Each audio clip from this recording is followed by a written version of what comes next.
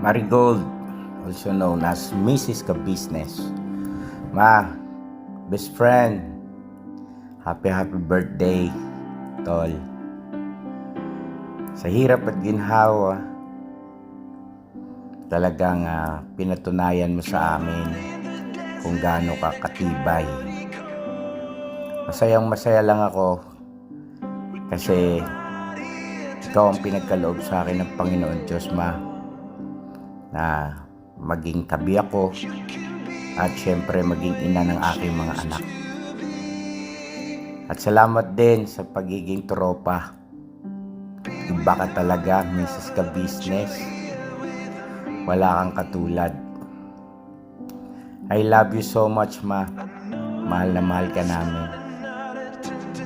At sa dako pa roon ng ating mga paglalakbay, makakaasa ka, ma. Andito kami ng buong pamilya. Magmamahal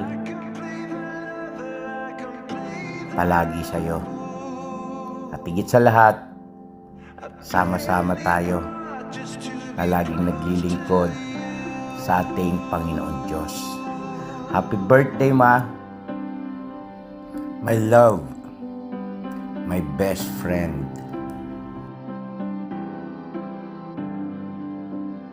To be close to